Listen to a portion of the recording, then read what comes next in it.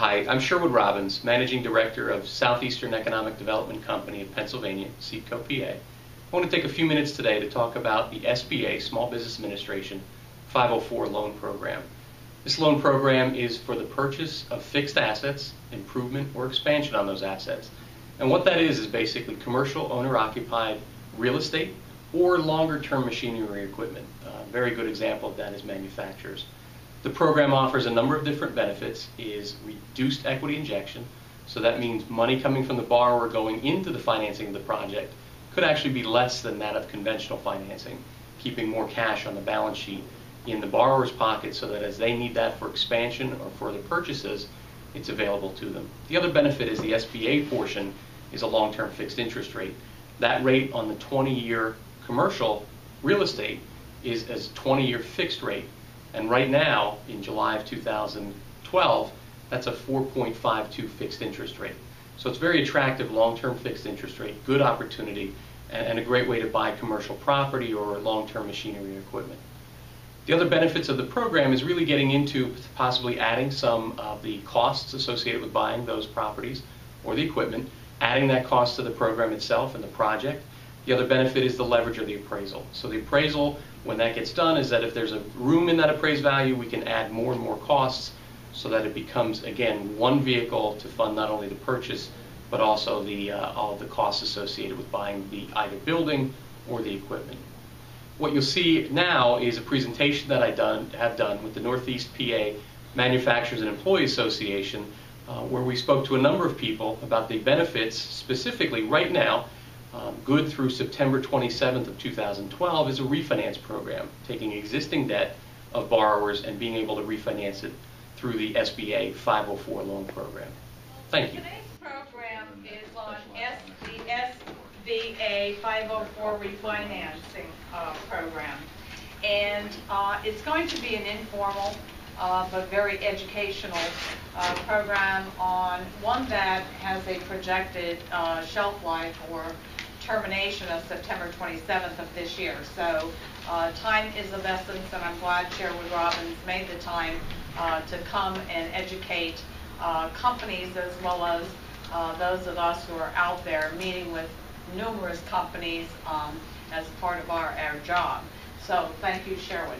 Just to give you a background on Sherwood Robbins, he's the Managing Director of the Southeastern Economic Development Company of Pennsylvania, the leading certified development company in PA. In that capacity, he oversees a staff of 10 professionals, interacts with over 35 different banking partners, manages the partnership relationships with 14 statewide economic development agencies. I know he works closely with Frank Zukas from the Schuylkill Economic Development Corp. He joined Seedco in 2007 to further expand the SBA 504 loan program and to develop the SBA and USDA facilitation services for banks looking to enter the government loan areas. He brings with him over 18 years of banking experience, and without further ado, please welcome Sherwood Robbins. Well, obviously, I've got an agenda here, but we can kind of customize this to whatever questions are out there. We can write some ideas down, jot some ideas, and whatever we want to do with these programs. But what I wanted to do was introduce predominantly the SBA 504 loan program. We'll get an explanation on that. And then also introduce the idea of the 7A because it's another financing vehicle that's out there. In these times, obviously, bank financing is found. There's banks that are lending today. If there are situations where a projection-based business or a business who's looking to get traction after the markets of 2008 and 2009 hit, these are sometimes the vehicles that can get that done. How about that borrower? So please, very relaxed, and let's just kind of move through the agenda, but also uncover any questions that you might have specific, maybe your needs.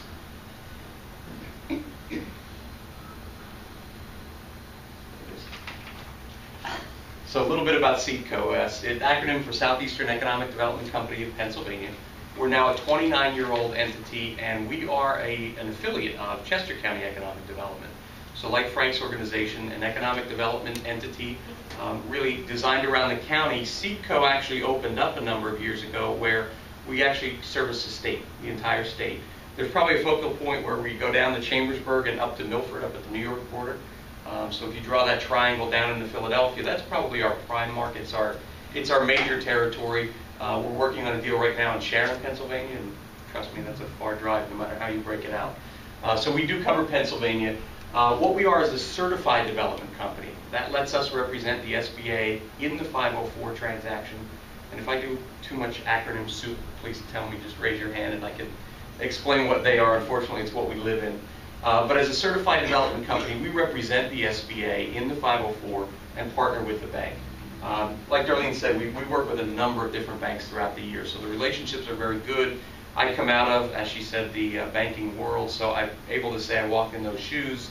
As a commercial lender, I've been dedicated to SBA lending the last 8 years. So a little bit of experience here, but I'm not going to call myself life tenured either. We work with both SBA and the USDA, which is the Department of Agriculture. And even though it's agriculture, don't think kind of ear tags on cattle. There's a B&I program, business and industry, and that's actually for any business that's out there. The USDA is changing right now. Harrisburg had a retirement. The program itself is changing. So we're not going to really highlight this today. It's definitely available. So government loan program basics. This is overall for both 504 and 7A that we can make these kind of statements. And I'm going to go into the idea of the SBA. Obviously, 4 years ago, 2008, the economy came along, did its little thing. Recession, here's where we are today. Their portfolio, like the banks, got hit hard. So they had losses, they had delinquencies, they had situations in their portfolio that made them take a step back and look and say, we're working with businesses. We want to know the quality of what we're approving portfolio and moving into their portfolio as a federal agency. So for-profit businesses, the SBA as a federal agency has this full array of gray ink that they write in.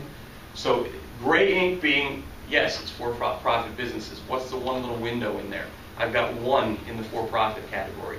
If we have a church or a religious organization who has an annex building or a basement and they want to open a for-profit daycare, I can have a for-profit daycare owned by a non-profit business, and that's my one loophole as far as for-profits go. That's it. So for the most part, think for-profit and owner-occupied.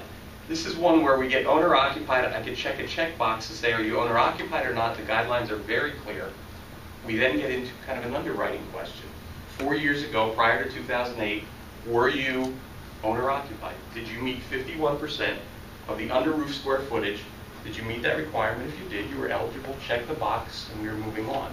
Now, with the economy, we're doing a little bit more credit underwriting like a bank would, and saying, okay, 51% of the square footage, owner-occupied, for-profit business, this sounds like an SBA-eligible deal. However, if you think about it this way, the reason we're saying owner-occupied is the programs can't fund investment property. So if somebody's out there as a developer buying a property, they're going to put 4 tenants in there, of which they're not related to any of the 4 tenants. That's not the SBA's charge. So this part makes you look at it, is it investment in nature, is it not investment in nature?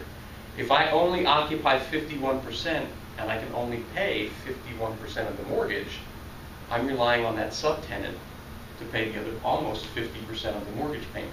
So me relying on their cash flow makes us feel a lot more investment property in nature, and we've actually got to underwrite that tenant. So there's checklists, again, nothing to remember here, but for the most part, owner-occupied, but there's a little qualification there. If we're relying a lot on somebody else's cash flow, not the company that we're lending to, it feels very investment nature. It feels just like rent's coming from a developer project. How do you qualify the documentation on that 51%? Typically, it's going to show up in the appraisal, Frankie.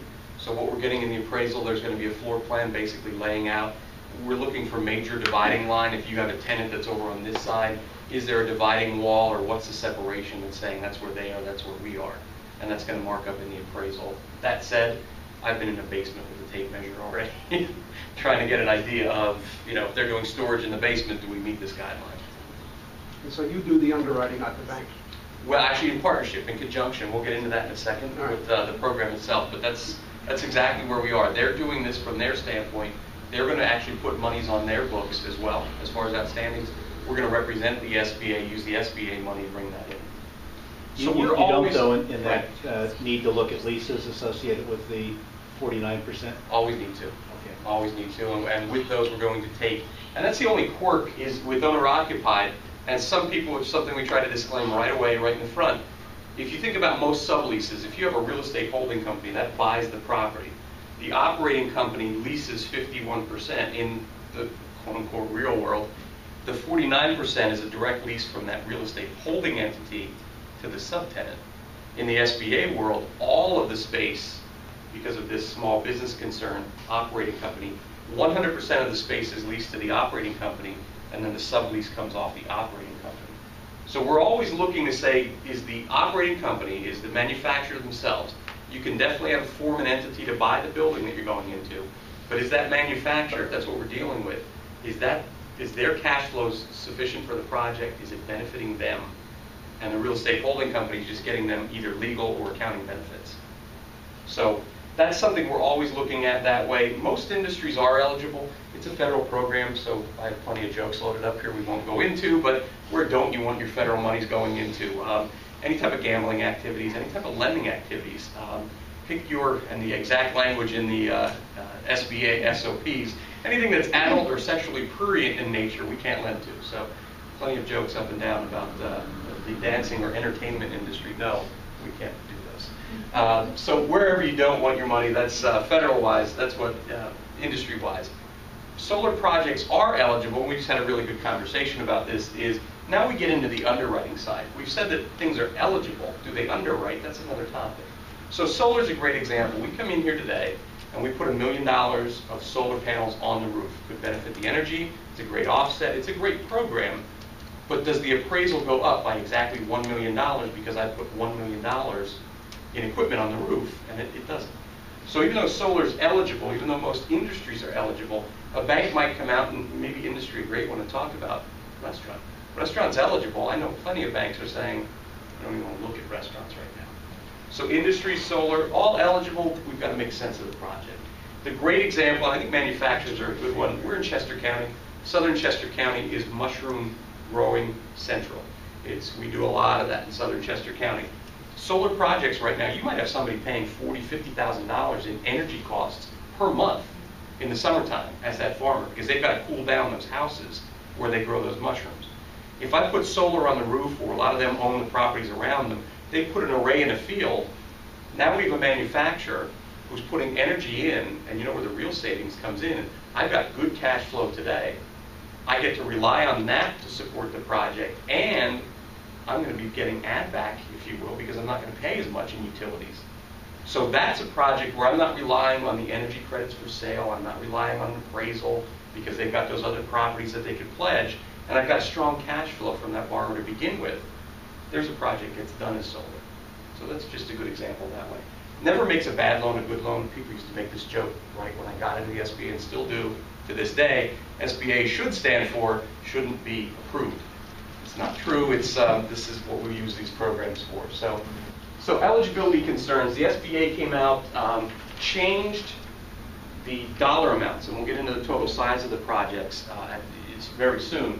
But who qualifies? What's a small business in America according to the SBA? And right now, a small business, and we're going to kind of go up to some sizable projects here. The maximum size projects that we can get into the SBA, $12 and $13 million. So we're not talking really small, even though it's Small Business Administration. But with that in mind, what qualifies as small? Who can borrow these funds? Are you too big? Are you too large? We look at a tangible net worth calculation on the balance sheet. We always ask us to run this because we can look at what's tangible, what's intangible. We don't ever really, go into the idea of, oh boy, I bet I don't qualify, because as you're kind of reading, these are pretty sizable numbers. There's not too many people that don't qualify for these requirements today. The other one that you want to look at, $5 million NI being net income on average over the last 2 years. There's not too many companies out there reporting $5 million worth of net income a year. So with that in mind, we have sizable businesses. We really can talk to anybody out there, and we want to start talking to everybody out there because they set these up the right way. Large corporations don't meet this, but that's not who we should be lending to in this program. A Form 912, and another one where I got a lot of jokes, not even jokes, but actual situations lined up on this one. It's a federal program. We've got to ask, have you ever been arrested or charged with anything greater than a minor motor vehicle offense? And you know when you get this reaction? Something's coming. Something's coming in relation to that one. So the 912, we've had a lot of them over the years. A lot of things we can clear. we can clear. You have an 18-year-old DUI on the books. It's been expunged from the Commonwealth system at this point. We can get that cleared. We can do it in a timely manner. The thing we try to do with the borrower is set up expectation. If we've got to take this, if it's an arrest or a charge that is greater, or it's more recent in nature, or there was a lot of charges built into that, citations built into that charge, we might have to send that actually to Washington, to the FBI. And kind of as you picture, this borrower looking to borrow $300,000 to the FBI, not the most critical thing. So it's going to take some time. So when this comes back, it's a form we ask for very early on in the process, one of the first things. If it comes back negative, where they're saying, yes, I do have something in my history, we're telling them this could take some time. Our worst case scenario, and it's kind of a sad one, but it was that double dip. Fraternity prank, guy stole $300 skis. Paid them back like within a week, but then he got caught going through somebody's backyard the year after college. This guy's like in his late 40s, so 20 years ago, but the fact that there were two on there, this thing went to Washington and sat and sat and sat and sat.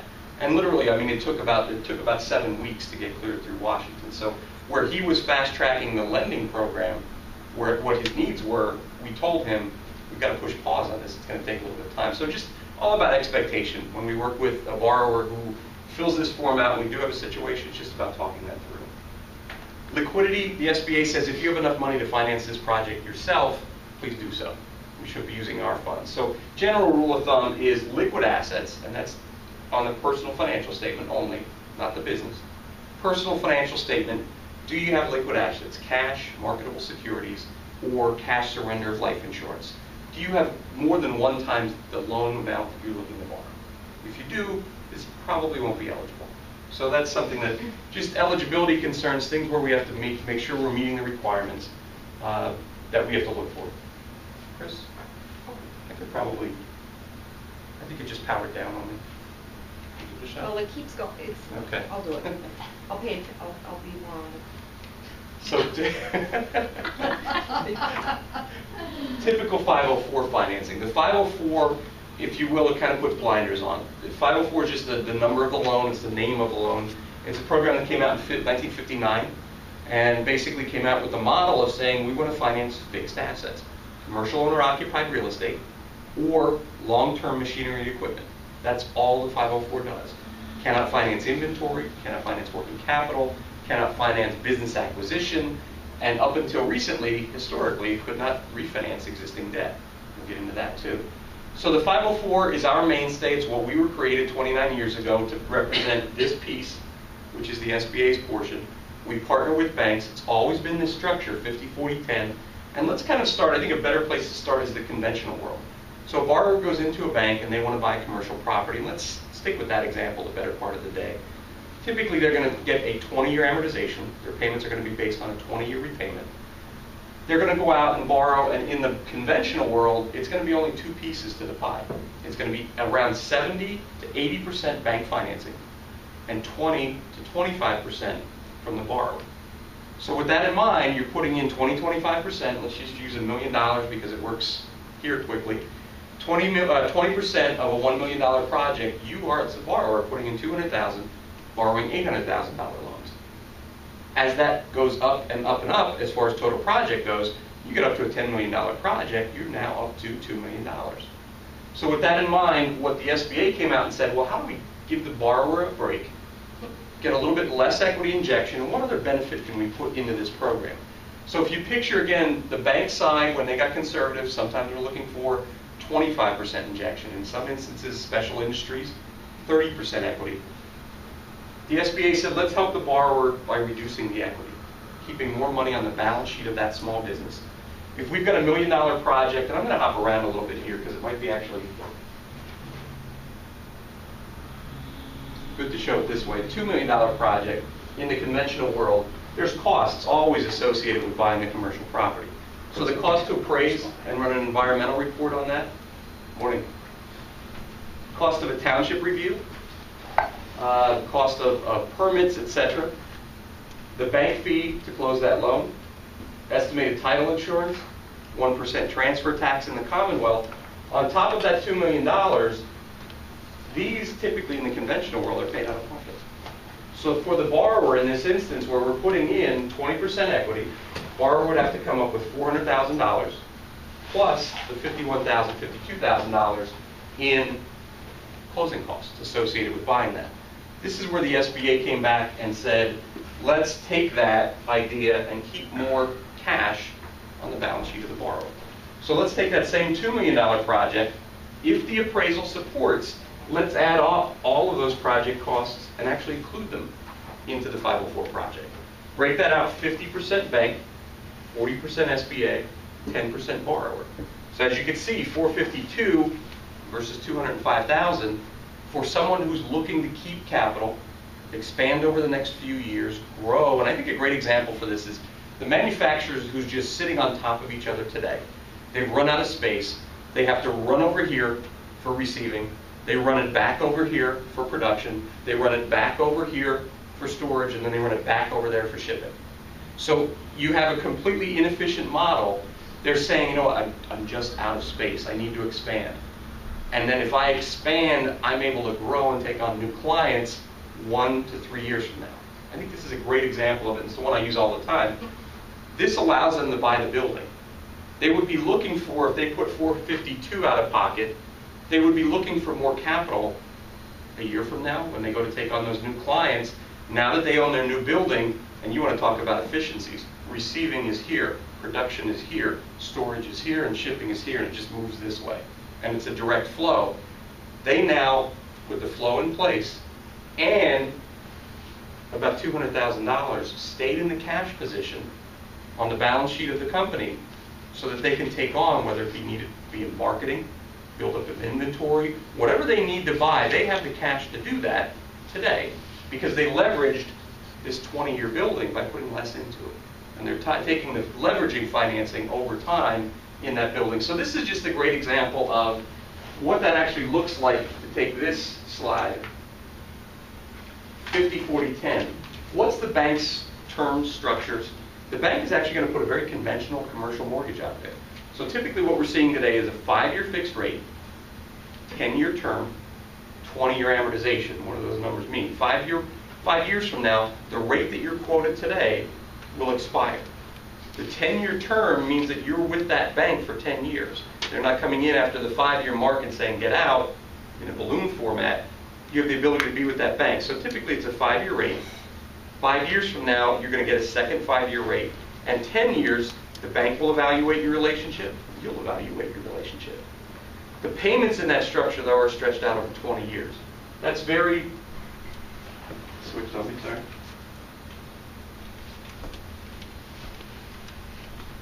Very typical of a bank commercial mortgage in the conventional financing or within the 504 as well. The 40% piece, the government came out and said, what else can we do to benefit the borrower here? 40% loan portion is 20-year fixed money. When the loan sets the interest rate, it's set for the full 20 years. Rates are at historic lows right now, 4.55% fixed for 20 years. Fantastic money. So that's the other big commercial that we do right now. Reduced equity, more money in your pocket, long-term fixed interest rates on a portion, being very honest, on a portion of the loan, and then a bank loan in the first lien position. Banks, twofold, there's two sides of this. The banks like it because they're in a reduced loan to value. If I've got a $2 million building, my portion's $1 million. If we have to liquidate this, kind of company goes bankrupt. If I have to liquidate this, can I get 50% of a $2 million building? I hope so. And that's the appeal here. The other side of the equation that we recognize, banks are paid to put outstandings on their books. So if they're lending 80% conventionally versus 50% through the SBA program, they're putting less outstandings on their books. So we know this program is not going to be 100% of the loans that they book in a year. But if we do a number of the loans, complement their conventional portfolio, it's a great product. It's a great way to go out there, make relationships. We've worked with, I don't know if there's any bank in the area we've not worked with. Say it that way. There's one bank that's newer to the market that we've talked to, but have not done an active deal yet. So I don't even have to name names, but we all know what that is, so we're okay. Everyone else we've kind of worked with over the years, or talked through and worked through deals. So. two reasons that the 10% equity could increase. If it's a startup business, or if it's a special purpose property. If it's one of the two, this 10% would go up to 15% requirement. If it's both, it would go up to 20%. So if we have and let's use the extreme examples, a car wash is a special purpose property, a hotel, we're not able to convert those into other uses anytime soon beyond exactly what they do today. Special use, let's say it's a startup hotel. The owners have industry experience, but they never, or the management team that we're looking at today, has not owned a hotel together before this. So that would be a 50, 30, 20. So the structures could change a little bit. This is something, again, as we're structuring this, way on the front end. We want to establish with the borrower, no surprises, no a week before closing, you know what, you've got to come up with a few more $1 million, if that's okay. That's the bad, the bad steps to be taking, and I think we see that, unfortunately, at times where we're approaching a closing table and some surprises are coming up, and that's never a good way to do business. So that's what we try to prevent right on the front end, get a structure and identify if it's going to be the increased equity. And if there's any questions, please ask away. The SBA portion in the 504 can be $5 million on any project. That means a $12.5 million total project, 50, 40, 10. The $5 million portion was an increase as part of the ARRA, the Reinvestment Recovery Act, and that's going to continue in place. So we're dealing with these larger elevated projects. We're seeing more and more where our average dollar is actually continually increasing, and we're seeing more projects today that are over $5 million each than we ever have before. So right now we're working on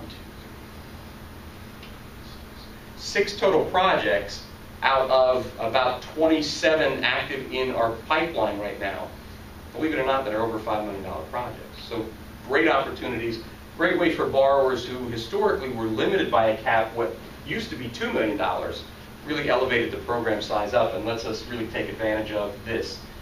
Public policy goals, if we have energy initiatives, if we have small manufacturers, if we have other of the public policy goals, women-owned, minority-owned, veteran-owned businesses, we can actually take that up to a $13.75 million project, $5.5 million SBA portion.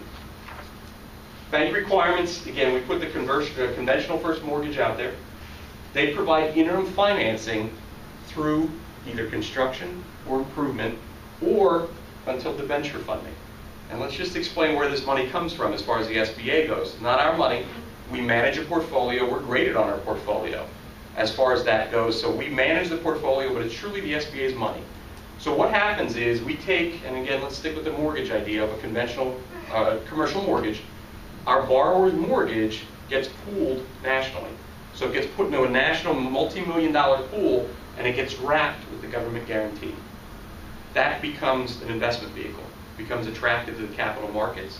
It draws investors, and very much like, it's the best comparison that we put out there is the 10-year Treasury.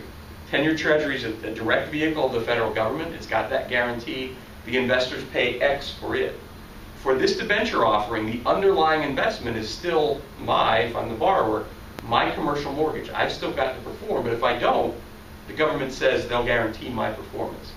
So our rates are historically no set margin where it's a direct above 10-year Treasury. But typically we're a notch above the risk for 10-year Treasury. So where Treasuries are running high 3s right now, we're running mid 4s as far as that vehicle goes. The investors buy that debenture pool. That's the source of the funds. They take out this bridge of the bank loan, and it sets the debenture in place, and that's where the rate gets set as well. So it's market set rates month after month. And each month that new rate comes up. So when the borrower funds is when they understand, they know what their interest rate is. So it's something else we talk about very clearly. When we sit at a closing table, when I'm at a closing table, the note that's in front of the borrower is actually blank in the interest rate segment. Because we've yet to go to that marketplace. All that closing is doing is marking our entrance into that pool. What we're able to say right now is rates are at historic lows. They're tracking this way. They're tracking pretty flat right now. At some point they will go up, and that's where the interest rate risk that we've got to face in the SBA portion, that's where the interest rate comes in, the risk. Because once it sets, it's a 20-year fixed, or in the case of equipment, it's a 10-year fixed, period. It's done. When we send an amortization schedule out to our borrowers, I kind of make a joke with them is, here's the next 240 months of your life here. Here's what you're going to be doing because the payments are absolutely set. What's the interest rate in the bank side? Well, that's a 5-year fixed rate. Interest rate risk on a 5-year fixed rate comes 5 years and a day from now. What is the interest rate risk at that point if I go up and market conditions jump me up from a single digit to a double-digit interest rate? That's what I'm going to be subject to. So the interest rate risk here, so another talk that, or another conversation that we have is kind of the combination, the blending of the interest rate risk.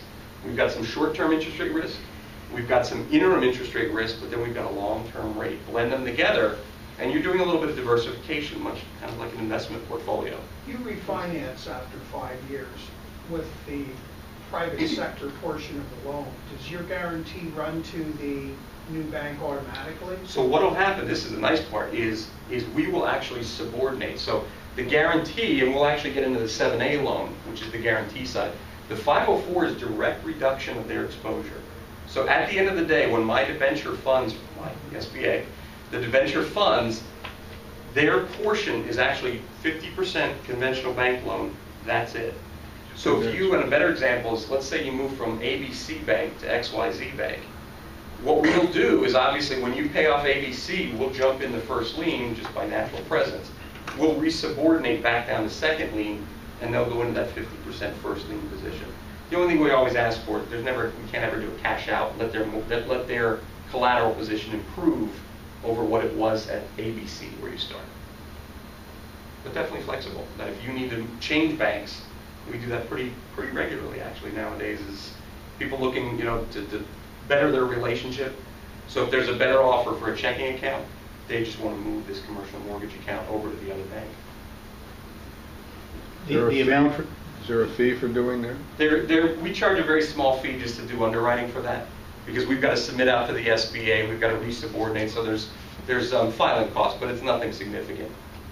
What's a small fee? Is it possible to take out the primary lender and not take out the SBA portion? Well, and again, in the resubordination, we wouldn't be taking it out. So I'm not talking, I'm just... Assuming you pay off the first. Yes. Yeah. Period. Oh, and I'm sorry. So ABC Bank, you're not looking to move on to another one. You actually, through a cash windfall of the business, were able to pay this down, and their prepayment penalty allowed you to do so. We would just jump in the first lien position, and this would only stay in place. And we'll get into, in fact, one of my upcoming slides, 10-year prepayment penalty on the SBA portion. So a lot of what you're seeing in the language on the bank side today is, if you are not taking me out with a check with another bank, you're able to pay down your loan by 20% per year, and we won't charge you the prepayment penalty. So a lot of them will come back and say, look, I just signed 4 new contracts in here, and I want to pay you off in the next 3 years. A lot of the banks are allowing that. And it's exactly that, where we're saying, if this is the long-term fixed interest rate, this is the 5-year interest rate risk, this is the one you should really pay off first anyway. Because this is, well, we know what this is, and we know crystal ball's been broken, but I know we're somewhere in the bottom of an interest rate trough as far as coming back up. So this is the one we want to keep out there. Sorry. You'd said about the fee, maybe as little as $1,000, and then just going up with the amount of work that might be needed to underwrite or understand what they're looking to do. Nothing we're looking to make a profit off of, just kind of cover. Sherwood, if going back to that Is that slide, one? Yeah. if they refinance the first mortgage position bank, is there a cap on what they can refinance?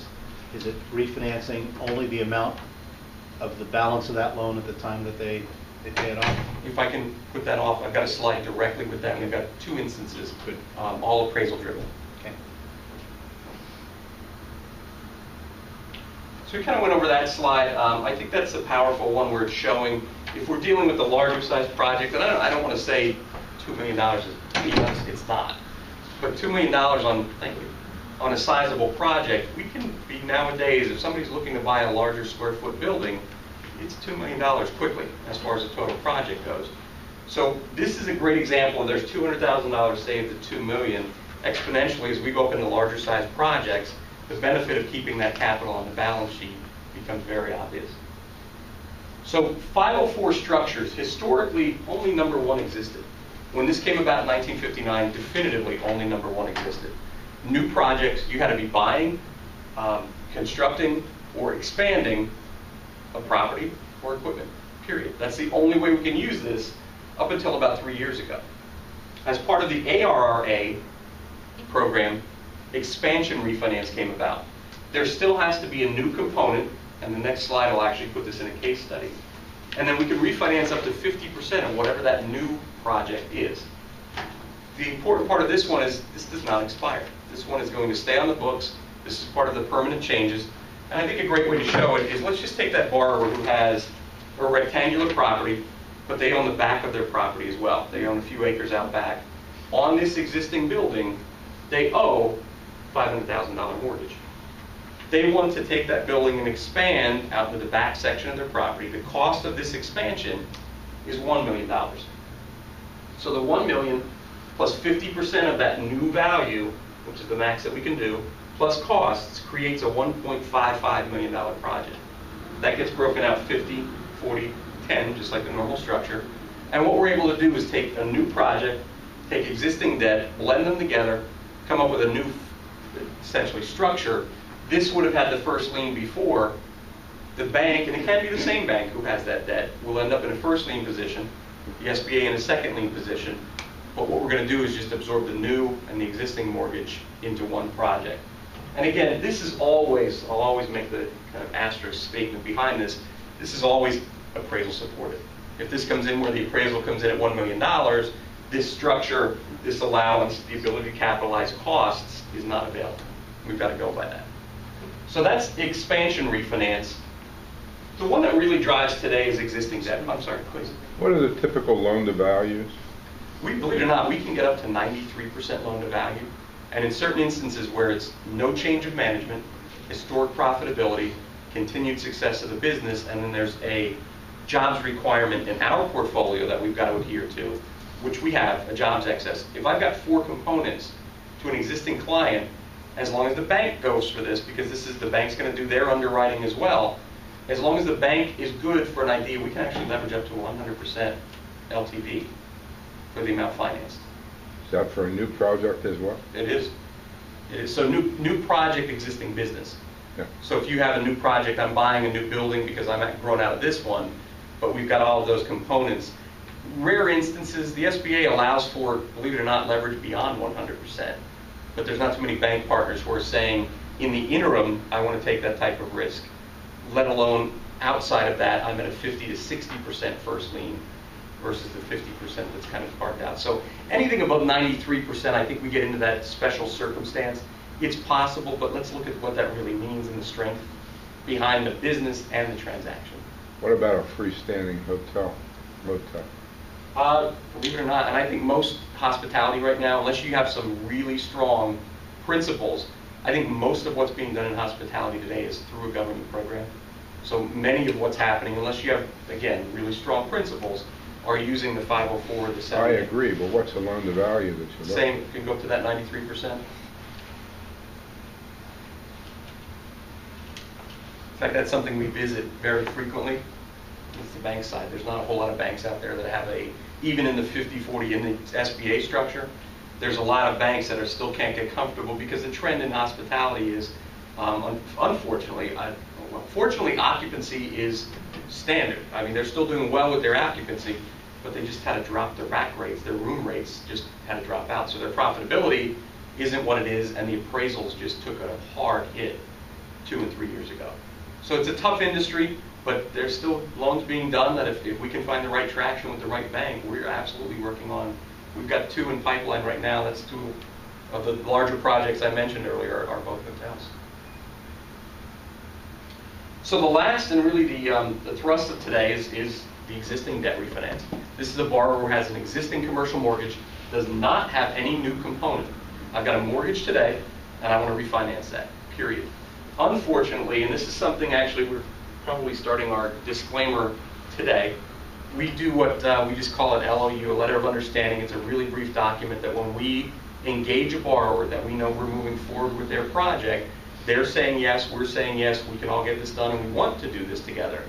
In that letter of understanding, we're actually going to start new language today because the SBA has taken this stance. If you have, this is approval by the SBA, not loan closed, not anything more than that, the approval. The SBA has received the package and given formal approval by September 27th. The negative part is there's no queue, there's no everything in the waiting pile is still acceptable in here. This is kind of hell or high water. If this is approved by the 27th, you're approved. If it's sitting in a pile and it was the next one to be processed, sorry, is the approach they're taking. So the stance that we're taking right now is just full transparency. We're at that window right now where if we continue to move, we look to be fine to get into September here. But we're starting to approach that window. If we ask for some documents and it takes 3 weeks to get them, we might not be in that window. So we're really starting to talk about this very openly. Here's what we're hoping for. This is part of the Jobs Act. So as part of the Jobs Act, the allocation of funds for this particular program, just the refinance, $15 billion. $7.5 billion for 2011, $7.5 billion for 2012. Of the $15 billion, as we stand here today, only about $3.5 billion, $3.5 billion of the $15 billion has been used. So nationwide, we've gotten a lot of traction here, but it's not there yet. So what we're hoping is congressional, it's not a new allocation. It's truly just an expansion of the program. That's what we're hoping for. Don't know if it's going to happen. If you want my lean today, and it's admittedly personal statement here, I'm worried we're not going to get that, and so we're dealing with the September 27th. This falls off, done and done. If we get expansion, wonderful. It's great. One of the challenges, and not to make excuses in any way, shape, or form, this came out in October of 2010. The guidelines, federal program, it's going to take some time to bake this thing. The federal guidelines did not come out until spring of 2011. So for 6 months, we had a program out there that we just couldn't lend because no guidelines were out there, so you couldn't put money on the street. October of 2011, Frank, your question in 2 slides, October of 2011, they came out and completely relaxed it and allows for business expense financing as well. So the vehicle we have today to go out there in the offering it's really attractive. It's a good thing. We're running right now about 22% of our pipeline is refinance projects. So if this goes away September 27th, we're upset as well because we're finally starting to see what used to be a loan here or there for the last year. We're up to a nice percentage. A fifth of our pipeline is refinance right now. So what that looks like is this. In the high loan to value scenario, so let's do flashback to 2008 again. 2007 appraisals were still running decent. We were starting to see some wavering in 2007 of appraisal values. 2008, the bottom dropped out with everything else. The appraisal values dropped. In some instances, some of the smaller banks have not reappraised since. And if you think about it, if I have a 2007 loan that had a 5-year fixed interest rate, I'm getting a 2012 appraisal, and that's the first time that's been appraised since 07. There's a surprise that's going to be had on that appraised value if what we're thinking the value is worth is based on 07. So we have a lot of borrowers who come out and say, my goodness, this value of the property, I owe 1.3. If that was an acceptable, and remember, according to, it's called FIREA, is one of the banking guidelines, it's what's allowable as far as loan to values. That's typically 80%. 80% loan to value or less is a conventional bank loan. 80% or over, they start raising their hand or raising a flag, and if we get up into a 93% value, they start turning the siren on. So this is a loan situation where the appraisal came back in really tight. 1.4 appraisal on a 1.3 outstanding in debt. That's a high loan to value. Our best story, and the 504 program has a lending association. They're building data right now to go back to Congress to ask for extension, and they asked for a listing of all of the refinances that we did, and a short kind of snippet about what was the success story here. Our best story is somebody that was about a 91% loan to value. The bank had put them into their workout department, special assets. They raised their interest rates to 11%, and this is kind of customary. I don't want to make the bank to be out the bad guy, but 11% interest, and they were charging quarterly fees to be in that because you're in that workout position. We took them from that high loan to value where the bank is saying this is unacceptable, we've got to get this fixed. We took that, brought the bank from a 1.3 down to 700,000, 50%. The bank offered them a conventional mortgage because we were fixing that problem. The bank does 700,000. 560 is a 90% combined loan to value on the 1.4, and this is what we're limited to. In the refinance, we're limited to 90%. This one has to be the 90. We don't have the leverage like on the new project. So 90% combined. Believe it or not, we can use gross equity. So even in this instance where it's so tight, we can still say the borrower has $100,000 in recognized equity. They still have equity in the property, gross value. We can count that. And in this case, the borrower would have to come up with $40,000 because this was so tight, $40,000 out of pocket. But we fixed this 93% loan to value. So this is one where we get excited about this because this is the one that I think if this would have been introduced in 2008 and 9, this would just go gangbusters. This was the solution, and then hard to get things through the federal agencies. We recognize that. So it comes out later, but there's still an opportunity for it. This is still happening every day where appraisals are coming back in tight. The other side of that equation, kind of in line with Frank's question, can we lend other monies on this program? In October of 2011, they relaxed the guidelines one more time and said, you know what, let's put on the Economic Development hat. From a credit standpoint, this does not make sense. I'll be the first to say this does not make sense. We're lending business expenses, aka working capital, which is usually 3 to 7 years maximum. You can borrow working capital funds somewhere between 3 and 7 years from a bank. We're taking working capital and lending it to our borrowers over 20 years. But this is where the economic development side of the program comes in. So this is the benefit. Let's take the other example where we have an extremely low loan to value. The story is more like this. 2008 and 2009 came along. I don't have much on my mortgage. I've never really owed on the mortgage that much. I've got a good appraised value. 2008 and 2009 came along. I blew through my business cash. I borrowed on my lines of credit, maximized my lines of credit, and I started even going into my personal cash and started drawing that down. Thank goodness 2010 I got some traction, and I'm coming back and I'm solid again. I'm starting to build cash again. I can't get those lines of credit paid down, but I'm doing well. I'm a good business. I'm showing that I'm back on track, and that's what the SBA is asking for. So in that instance, let's take that example. I just want to pay the lines of credit off. I need to get a little bit more, really to jumpstart myself again and get a step ahead. I just need to borrow some money to pay my regular bills that I have coming in, salary, utilities. So in this instance, same $1.4 million appraisal, $200,000 is owed. That's all they owe on the mortgage. It's literally the checkbox. This is the eligibility part. Do you have a mortgage or a machinery and equipment loan that originally was used for the mortgage for the property or machinery and equipment? If the checkbox says yes, we then get to move on to this next stage. We can lend up to 90% of the appraised value for business expenses. What are business expenses? 18 months worth of salary, utilities, marketing, inventory purchases, pay off existing term loans, pay off existing lines of credit. So a lot of flexibility here. Here's what this can't be. I have excess equity in my building. I want to cash out. I want to cash out. I've got my eye on this boat personally. Can't do it. The other side, can we get them access to capital? If I have a payroll account, and every month I put money into the payroll account, pay payroll out. Payroll in, or cash in, builds the account up, pays the payroll out. If I borrow the money to pay my payroll, what's happening to the payroll account? Put the money in, it's not paying out right now. Put the money in, it grows again, because I'm paying payroll out of these funds. I'm going to have a cash position in a payroll account 6 months from now. I can do whatever I want to with that cash, but we have to put this money directly to it. So can a borrower access equity at the end of the day with this program? Yes, and I try to speak very honestly about this. When you grow your cash, because we're saving it here by using this borrowed money to pay payroll and utilities, you will have a cash savings somewhere. If you choose to take distribution out of that money, that's okay. That's okay. So it could happen at the end of the day where a borrower ends up benefiting, even personally, through this program, but it's through the savings of cash, not through our money directly. So let's take that example.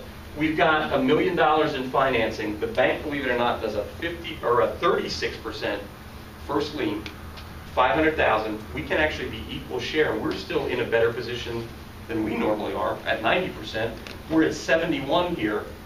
And recognized equity, the borrower puts nothing out of pocket in this instance. Nothing.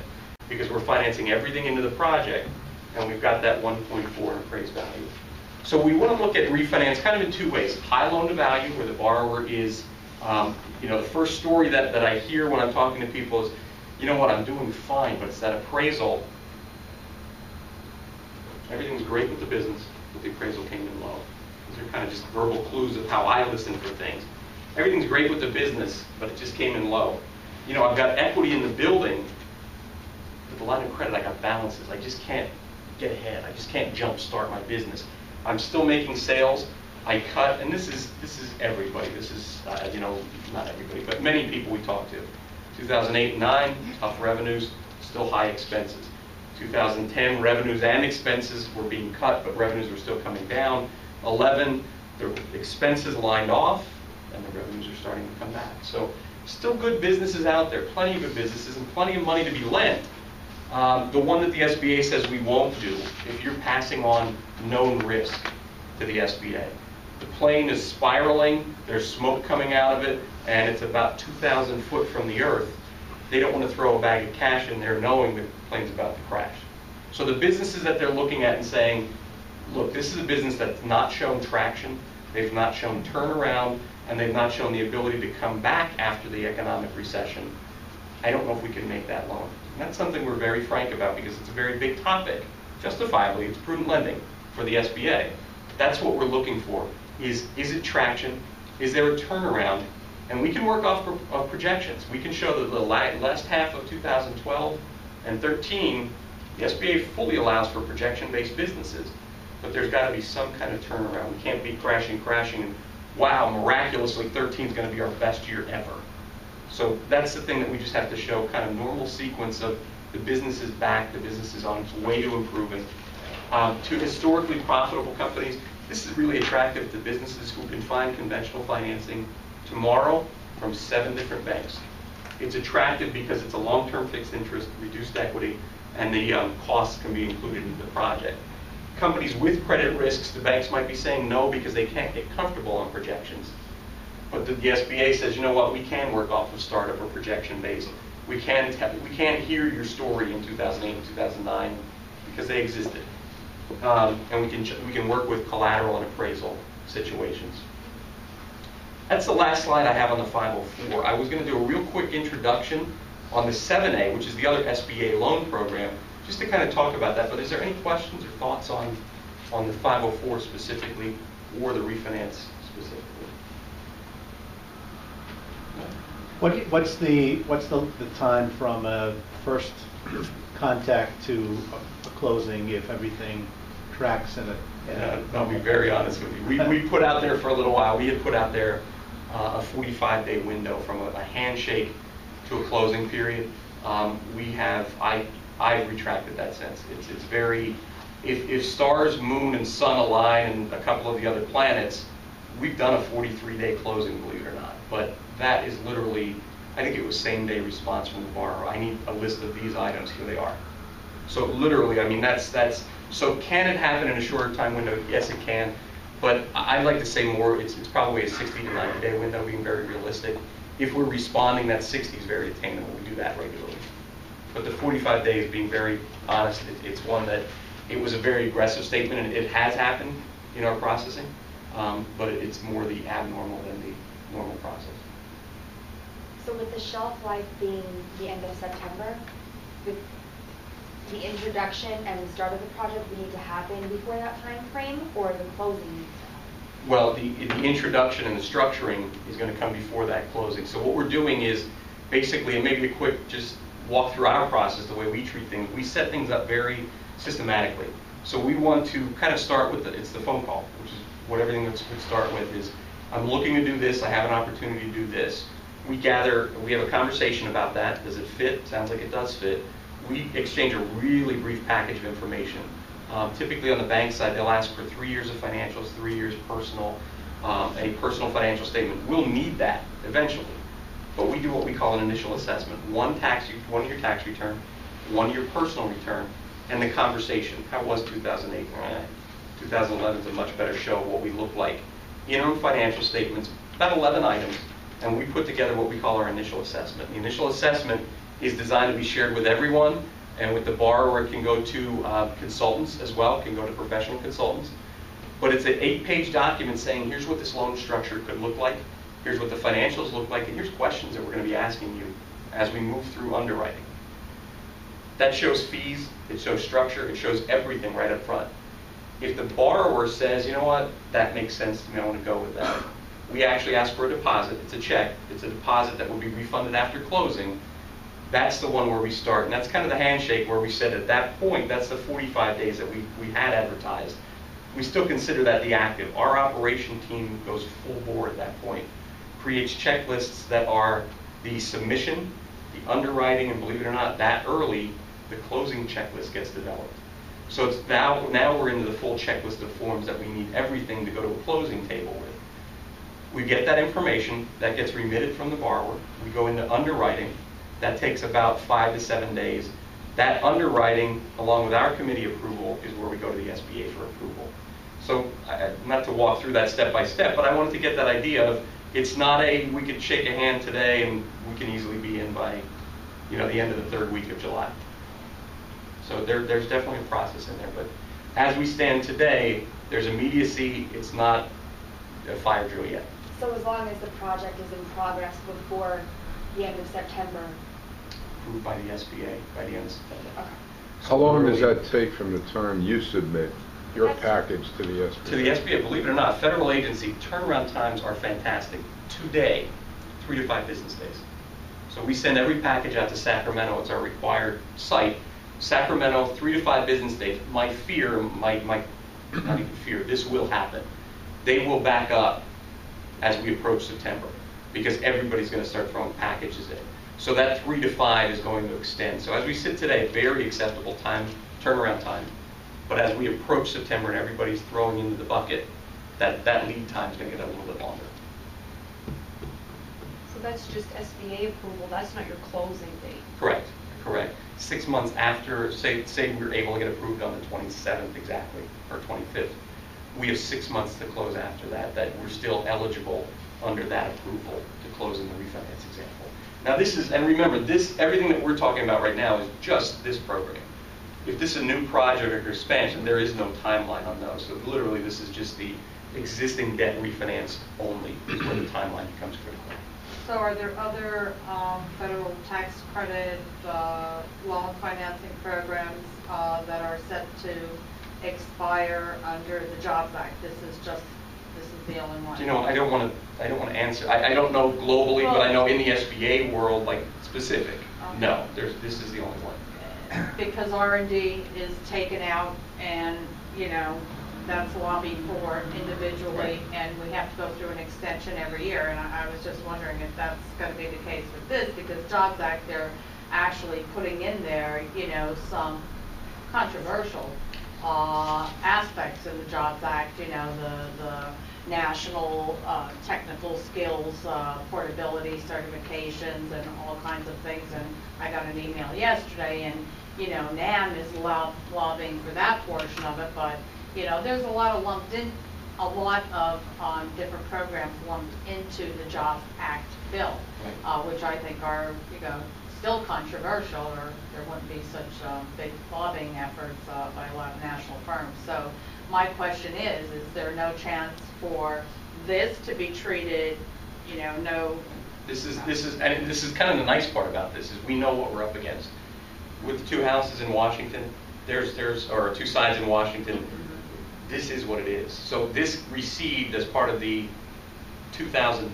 fall of 2010 jobs, mm-hmm. This received this $15 billion allocation. We wouldn't ever get that kind of money today allocated to this program just because of where we sit in Washington. Mm-hmm. With that in mind, we know exactly what we're up against. This is, and what you're saying, this version Jobs Act is new allocation of dollars, new association with those monies. This is the only, I think it's the standing hope that we have, is this is not new money. This is the $15 billion allocated 2 years ago. It's still there. We didn't use it. Can we keep using it? That pool that was established then. Right. It's a good argument. I think it's a fair argument. Again, I'm a little biased because it's our program, but it's a good argument to say I think we're doing good things. We're helping borrowers who have a high loan to value. We're fixing that. We're providing access to capital. But No, this is kind of, let's put it this way. When we get a new version of this 6 months from now, everybody in the industry will be shocked because there's no new, besides the Jobs Act right now, nothing's being mentioned about the SBA right now. So this is, you have your $15 billion as part of ARRA and Jobs Act, you have your elevated dollars, you have some benefits in the programs, go use them. Don't come back to the well. And that's okay, so we know we're up against this and So if you don't use the $15 billion by September 27th, you can continue. that's what we're asking for right now is a continuation. Is literally extension, not New dollars. yeah. Thank you.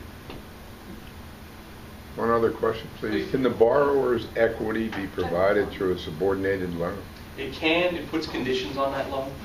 So what we recognize, and it's actually twofold, maybe a good statement on that. Eligibility-wise, yes, it's perfectly allowable. Depending on the program that we use, it could either require standstill, no principal or interest payment for the life of the loan in its worst case scenario, or we could be just matching the terms and amortization. So the one that we usually see in the 504 program is if the borrower on that $1 million, just to go back to the grid real quick, I can point to numbers. If the $205,000 is a seller note, that $205,000, we just have to have 20-year amortization to match the amortization of both. So a lot of sellers look at that and say, you know what, 10-year I can accept, 20-year maybe not. But converse, we have a lot of seller notes that represent the equity. That said, that's an eligibility side. You know what we get in the underwriting side is if the borrower does not have equity in a cash position. Because the first thing we look at is, I need to put 205 into this project. I look at the business balance sheet. I look at the personal financial statement. Is there cash? Is there liquid assets to represent that? If there's not, and the minute I hear a seller note, not a flag, but I start raising my hand of saying, is the borrower adequately capitalized? Because the last thing we want to do is if they have to borrow this money because they have $500 and we're trying to borrow a $2 million building, and I've only got $500 to my name after this, I borrow it, I'm able to get into the building, but I turn around and I open the doors and I have a hiccup in sales, there's no more capital. So I basically put a borrower into a building, but I didn't put them on the road to success to actually run the business once they get in that building. So the one thing seller note that it doesn't make it ineligible in any way, shape, or form, but we ask that next question is, well, let me ask you this, if you have to borrow it, do you have enough money to run it? It's, again, prudent type of question. But it can be. So the base answer is yes, it can. Seller note can be equity. Sherwood, have you ever used a PETA loan in the substitute for the bank loan? Interesting, Frank. Yes, a number of times over the years.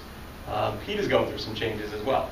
So we've actually done, historically, PETA can represent all of the first lien position, 50% first, 40% SBA portion, 10%. What's the benefit? Borrowers get a 15-year, and right now sub 2%, 15-year fixed rate, 40% SBA portion, 10% equity, perfectly beneficial. What we ran into on that most recent one is when it's wholesale like that, there's a third-party lender agreement that both sides have to sign. So we were literally from Harrisburg to Tennessee with the SBA, where a lot of legal sits. We were at DCED and Tennessee between the two entities, state and federal, trying to get, and we finally got there. This was a Berks County project. So historically, the answer to that structure is we've done that before, and up until this project, it's not been a problem.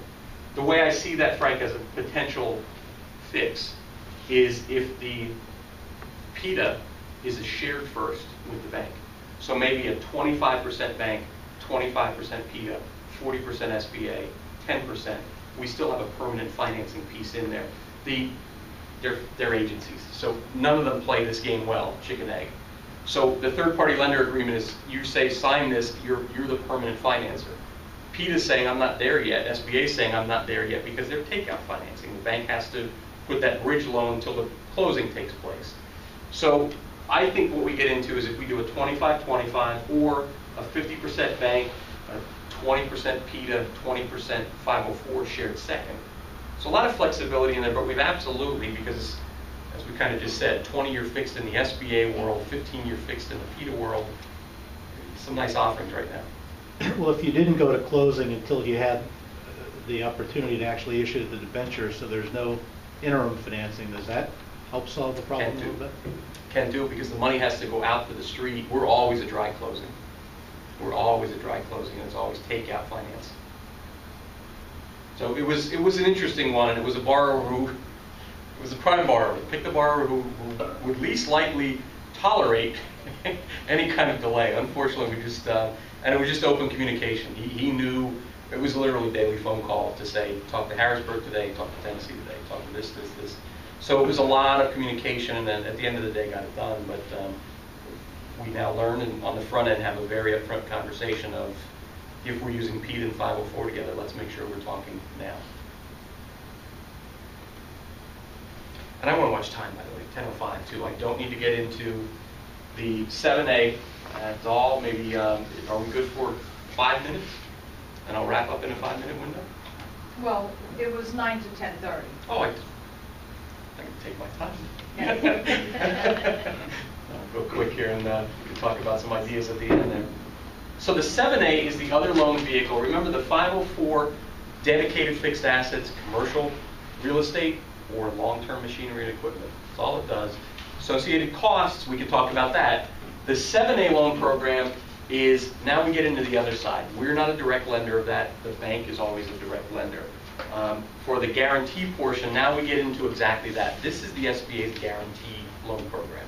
If the business fails, they get to go back. So essentially, we apply to the SBA. The bank applies to the SBA on the front end, stating that here's a loan I'm working on. If this business fails, can I come back to you and get a portion of my money back as a guarantee to this loan that I'm about to make? They ensure that that guarantee is in place, and then the loan gets made. And if the business fails within that time period that the loan is in existence, they can go back to the federal government for a guarantee.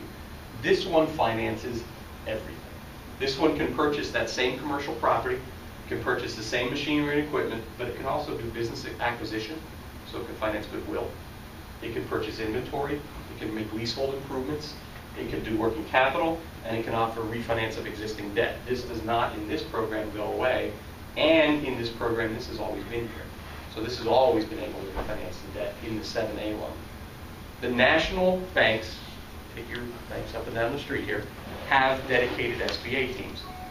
They basically have specialists that do this, and they're what they call preferred. They're making decisions on behalf of the SBA according to the guidelines that are out there. Remember me saying earlier, we submit everything that we do. On that note, I love it right now because we're getting a view from the SBA on how they interpret the guidelines that we're lending to. The preferred banks make that decision on their own. So it's something that works.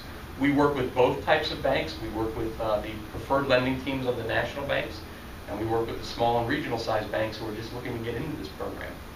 But this is basically, it finances everything. The 7A loan is a little bit different. What's the benefit? Is it a great interest rate? No, not necessarily.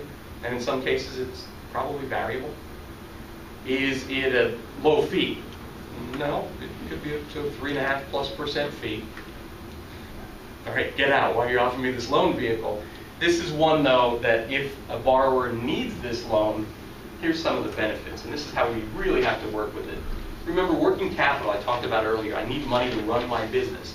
From a bank, for the most part, I'm borrowing that money and I'm repaying it over a very compressed window, 3 to 5 years. The SBA says, you know what, we'll extend that. We're going to let you borrow it over 7 to 10 years. Good. I might be able to improve my cash flow because if I'm stretching the payments out longer, my payment per month is less. I get current value of cash today, and that's a benefit. 10 to 15 years on machinery and equipment, longer. 20 to 25 years, that's normal for the bank. So what's the benefit on the real estate? Well, nothing on its own, but let's go down to this concept. A weighted average loan term is this.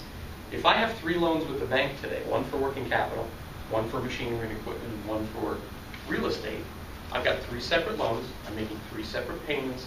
This loan is on a 4-year term, this loan's on a 10-year term, this loan's on a 20-year term. I can take those 3 loans with the SBA, refinance them, blend them all together into one loan. I get sanity of one loan payment, and I get to do what they call a weighted average term. Is most of my money being used in the real estate component? Yeah, about 60% of this loan request, let's say $600,000 of a $1 million loan request, is going to be done over 25 years. I can blend that together and come up with an 18-year loan. So now instead of 3 loans as short as 4 years on the working capital, I've only got 1 loan and I just stretched the payments out over 18 years. Reduced cash flow. If cash flow is my issue right now, this is great for me. I'll pay a little bit more for that. I might even be able to consider variable rate. So in my mind, for the 7A, and the key word up there is exactly that. There's got to be a benefit for the borrower. This is not something where the loan program is selling itself because of some very attractive fee, very attractive rate. This is something where the structure has to really appeal to the individual borrower and make sense. And that's how we use those. If somebody's short in equity, bank is asking for 25%, I've only got 10. This program can consider that. The collateral comes in tight. The equipment appraisal doesn't appraise what I thought it was going to be. The bank was looking at this conventionally. They say we can't do it conventionally. But you know what? If we put the guarantee on it from the SBA, the less equity, the less collateral that you have there, I might be willing to make that approval. So again, it's a guarantee loan program. For the most part, think 75%. If the business fails, the bank liquidates all of the collateral that they have and then can go back to the federal government for 75% of that. That's the basic premise of that program. So for 7A, and I'm not going to read through the bullet points line by line, we kind of covered those, but just more of an introduction to the program, that it's out there. This finances almost every type of business expense that's out there. It basically has the ability to stretch or amortize longer, stretch the payments out, and it could benefit borrowers who can't get financing otherwise, whether it be through a collateral situation, through a startup nature, through an expansion basis, through a riskier industry. So there's a lot of reasons the 7A, and it does a lot of business in the United States, but I think it's situational. It's got to be, if a borrower has the ability to choose a conventional loan or a similar 7A loan, the pricing and the rate is probably going to be more attractive on the conventional. So just an introduction of that one, not too much more than that.